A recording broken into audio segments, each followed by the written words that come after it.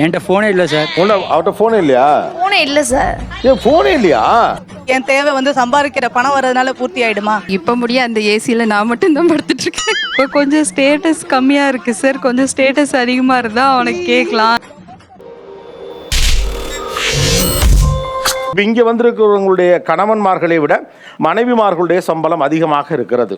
இந்த மாதிரி சம்பவங்கள் நடைபெறும் பொழுது வெளியாட்கள் யாரும் உள்ள வரக்கூடாதுன்னு சொல்லியிருக்கேன்ல நான் உங்ககிட்ட. உங்க வீட்டுல நீங்க நிறைய பொருட்கள் உங்களுக்காக வாங்கி வச்சிருப்பீங்க. நான் ஆசையா நான் சம்பாரிச்சு வாங்கின பொருள் எனக்கு அதை பாக்குறப்பல ஒரு பெருமையும் சந்தோஷமும் இருக்கும். அது என்ன பொருள்? அப்படி காலி சாமியா, அப்படி காலி. பாத்திரம், பித்தளை பாத்திரம், பீரோ, கட்டில், மெத்தை, தலகாணி. நான் ஏர் கூலர் வாங்கினேன் சார். AC, air conditioner. ஏன்னா அவங்களுக்கு ஏசியே பிடிக்காது. அவங்க வில்லேஜில் இருந்தவங்க. உங்களை மாதிரி மனுஷன்லாம் இருக்கனாலதான் கொஞ்சமாச்சும் மழை பெய்யுது. முதல் முறையா வீட்டுல வாங்கி ஏசி, அது உங்க காசுல சம்பாரிச்சு வாங்கி ஏசியை மாட்டினப்ப அன்னைக்கு எப்படி இருந்துச்சு? இந்த வெற்றியை நீங்கள் எவ்வாறு உணர்கிறீர்கள்? மிகவும் சந்தோஷமாக உள்ளது. ரொம்ப சந்தோஷமா இருந்துச்சு சார். இப்போ முடிய அந்த ஏசியில் நான் மட்டும் தான் படுத்துட்டு இருக்கேன். எல்லாம் முன்னாடி ரொம்ப அசிங்கமாயிடுச்சு. பைக்னா ரொம்ப பிடிக்கும். வாங்கவே முடியல அவர்னால. எனக்கும் நிறைய ஆசைங்க இருக்கு. பட் இருந்தாலுமே அவரோட ஆசை எல்லாமே ரொம்ப முக்கியம். என் மேல உனக்கு இவ்வளவு பாசமாடா? அவங்களுக்கு வந்து பைக் டிரைவ் பண்ண தெரியாது. சோ அதனால அவங்களுக்கும் ஸ்கூட்டர், எனக்கும் ஸ்கூட்டர் வாங்கிட்டேன். இதெல்லாம் ஒரு பெருமையா பாஸ்? எனக்கு பெருமைடா எருமை. என்கிட்ட ஃபோனே இல்லை சார். என்னப்பா சொல்ற? அவங்களுக்கு ஃபோன் வாங்கியிருக்காங்க. கேட்டா அவங்க எக்ஸ்ட்ரா சம்பாதிக்கிறாங்க. அவர்கிட்ட ஃபோனே இல்லையா? ஃபோனே இல்லை சார். ஏன் ஃபோனே இல்லையா?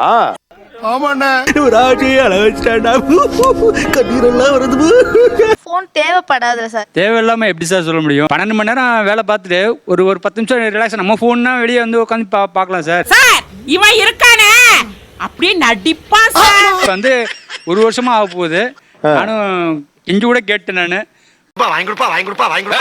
நீ என்ன குழந்தையா? இப்போ உங்களை ஒருத்தர் கான்டாக்ட் பண்ண, இப்போ நான் உங்கள்கிட்ட பேசணும்னு நினைக்கிறேன். எப்படி அடிச்சு உங்களை ரீச் பண்றது? நானு யாராவது என்னை கான்டாக்ட் பண்றாருன்னா www.pitchu.com மெயில் அனுப்புங்க. உங்களுக்கு வந்து ஒரு என்டர்டைன்மெண்ட்டுக்காக கொஞ்ச நேரம் உங்களுக்கு ஃபோன் வேணும். வீட்டுக்கு வந்த பிறகு அவங்க ஃபோன் எடுத்து விளையாடிப்பீங்களா? மெயில் வரும் ஃபோன் வரும் அப்படின்னு சொல்லி ஃபோன் வாங்கி வச்சிருவாங்க. பாவம், அவருக்கு அந்த பவர் அவர் இழந்துட்டாரு. போனை வச்சுக்கிற பவர் போயிருச்சு. இருந்தாலும் செத்த நேரம் புள்ள ஆசைப்படுது. இல்ல சார், அவர் பொய் சொல்றாரு சார். லேசா புழுந்தாவே கண்டுபிடிச்சிடறாங்களே. ஒரு வீட்டுல ஒரு கணவர் மனைவி தூங்குனதுக்கு அப்புறம் அந்த போனை எடுத்து நீங்க எப்ப தூங்குவீங்க? ஒரு 11 o'clock ஆயிரும் சார். எங்க இருக்கு? ஐ இந்தா இருக்கு. ரொம்ப நாள் அந்த ஒரு பொருள் வாங்கணும்னு ஆசை, ஆனா வாங்க முடியல. சூழல் இல்ல. என்ன பொருள் அது? அம்மாவுக்கு வந்து வாஷிங் மிஷின் வாங்கணும் ரொம்ப ஆசை சார். ஆசை இல்லைங்க, பேராசை. இந்த பைக் வாங்கினதுக்கு வாஷிங் மிஷின் வாங்கியிருக்கலாமே. அது எப்படி சார் ஒய்ஃப் கிட்ட போய் எங்க அம்மாவுக்கு வாஷிங் மிஷின் வாங்கி கொடுக்கணும்னு சொல்ல முடியாது இல்ல? அடங்கப்பா, இது உலக நடிப்புடா சாமி. ரெஃப்ரிஜரேட்டர் நிறைய பொருள் வாங்கியிருக்கேன். எனக்கு ரொம்ப சந்தோஷத்தை அடிக்கடி கிச்சன்ல நிற்கும் போது ரொம்ப சந்தோஷப்படுவேன். எதையோ சாதிச்ச ஒரு சந்தோஷம் இவர் கண்ணுல எனக்கு தெரிஞ்சது. ஏன் மற்றதை விட இந்த ரெஃப்ரிஜரேட்டர் அவ்வளோ ஸ்பெஷல் உங்களுக்கு? அது வந்து அடுத்தடுத்த நேரத்துக்கு சாப்பாடை வந்து எனக்கு வேலையை சேவ் பண்ணி கொடுக்குது. நமக்கு இந்த ரோசனை வராம போச்சு. இதுக்கு தான் பொண்டாட்டி வேணும்ங்கிறது. 5 பசங்க நாங்க. எங்க 5 பேரோடதும் எங்க அப்பாவோடது அவங்க தான் இப்போ வரைக்கும் துவைக்கிறாங்க. அதனால அவங்களுக்கு ஒரு வாஷிங் மிஷின் வாங்கி கொடுக்கணும்னு சொல்லிட்டு ரொம்ப ஆசை.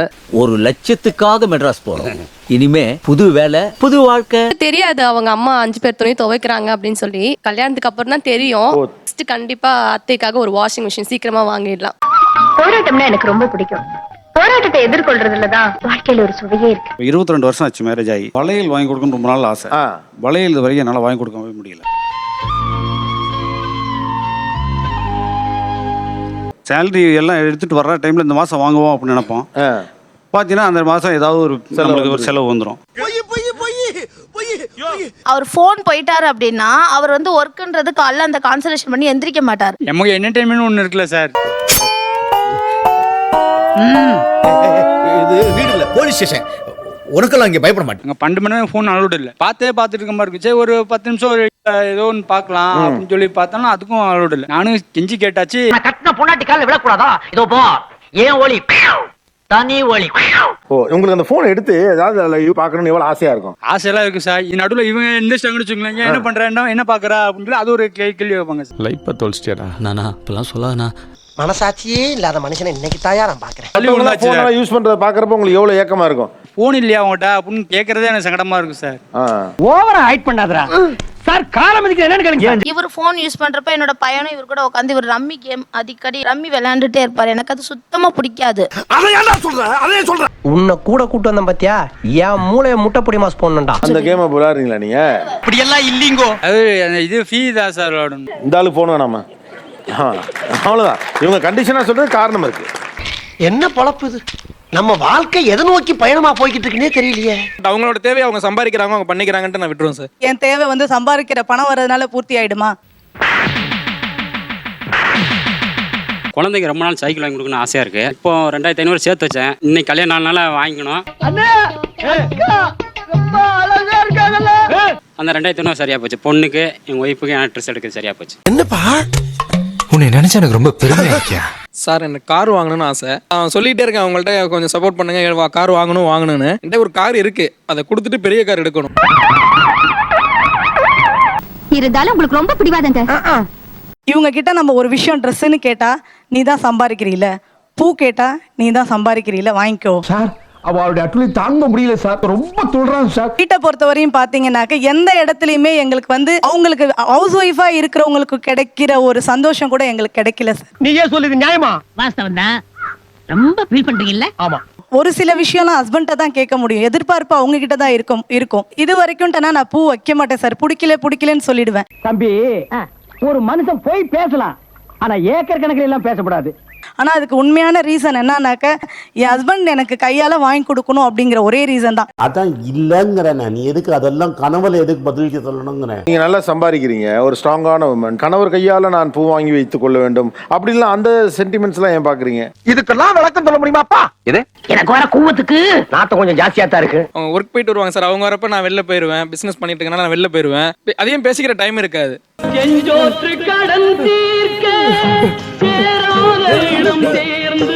ஃபுல்லாவே பாக்குறாங்க. அப்படின்னும் போது நம்ம வந்து அது ரிஸ்க் எடுக்க அவசியம் இல்லை. அவர் பிரஷரை தலைக்கு ஏத்திக்கிறதே இல்ல சார், அதுக்கு இது ஒரு ரீசன் சார். சொல்லிக்கோ, இதுக்காக நான் வெக்கப்பட மாட்டேன், வேதனைப்பட மாட்டேன், துக்கப்பட மாட்டேன், துயரப்பட மாட்டேன்டா.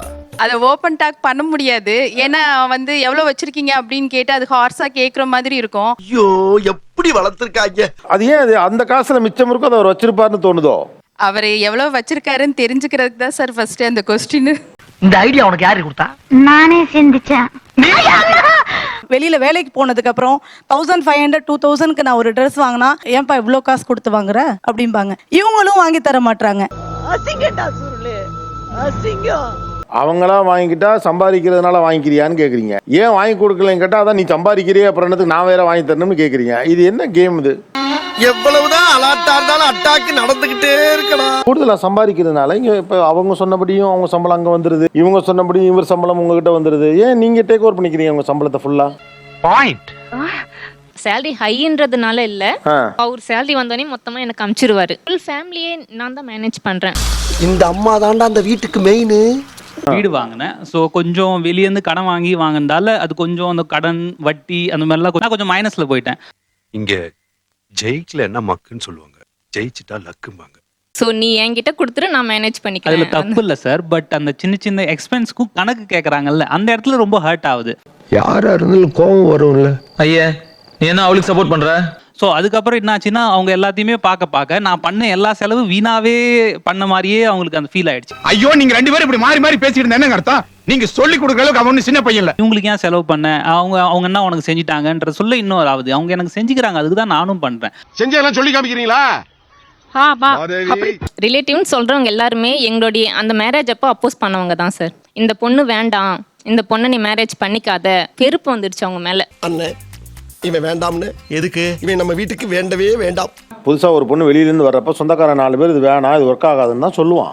இந்த 4 பேர் 4 விதமா பேசுவாங்கன்னு சொல்லுவாங்களே, அந்த 4 பேர் நீங்க தானா? தேவையான செலவு தேவையில்லாத செலவு கூட ரெண்டாவது. உங்களுக்கு பிடித்த செலவு பிடிக்காத செலவுன்னு அதை பிரிக்கிறீங்க. நல்லா இருக்கியா? நல்லா இருக்கு. நம்மள ரெஸ்பெக்ட் பண்ணாதவங்கள நாம ஏன் சார் ரெஸ்பெக்ட் பண்ணணும்? Give respect, take respect. Okay. தனியாக தொழில் வச்சுருந்தேன் சார். அப்போ வந்து இவங்க தம்பி, இவங்க தங்கச்சி, பாப்பா பிறந்த நாள் இல்லை என் கல்யாண நாள் கூட்டா உடனே வந்துடுவாங்க.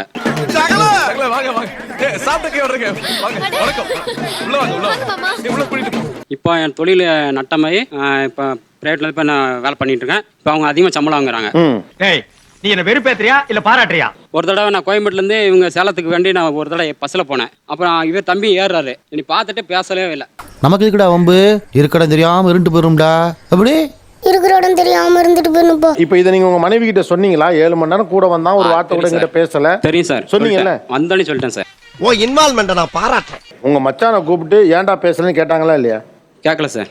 ஏன்? ஆலங்காத்தால உனக்கு குறவழி வரைக்கும் சோத்த போட்டு வண்டியில ஏத்திட்டு வந்ததுக்கு உன்னால என்ன பண்ண முடியுமோ அதை பண்ணிட்டேன். இப்போ கொஞ்சம் ஸ்டேட்டஸ் கம்மியா இருக்கு சார், கொஞ்சம் ஸ்டேட்டஸ் அதிகமா இருந்தா அவனுக்கு கேட்கலாம், இப்ப கேட்க முடியல. This is such a behavior. Sir அப்படி இல்ல சார், ஃபர்ஸ்ட் டைம் பொண்ணு பார்க்க வந்தப்ப அவன் தான் சார் வந்து எனக்கு இந்த மாப்பிள்ள தான் பிடிச்சிருக்கு செலக்ட் பண்ணதே அவன். எனக்கு ஃபர்ஸ்ட் இவரை பிடிக்கவே இல்லை. எங்க அக்காவுடைய அழகுக்கும் கலருக்கும் நான் தான் பிடிவாரமா அந்த மீசக்கார வேணும்னு அடம் பிடிச்சேன். இப்ப அணிவிக்கிறேன். ஃபர்ஸ்ட் நீங்க பொண்ணு பார்க்க வந்தீங்கல்ல, அப்ப நீங்க என்ன பண்ணிட்டு இருந்தீங்க? தொழில் வச்சிருந்தேன் சார், மல்லிகை கடை. நல்லா சம்பாதிச்சேன் சார். நல்ல சம்பாத்தியம். ஆமா சார். அப்ப மரியாதை இருந்துச்சு. டெபினெட்லி அவரு மாப்பிள்ள நல்ல மாப்பிள்ளன்னு சொன்னாரா இல்லையா?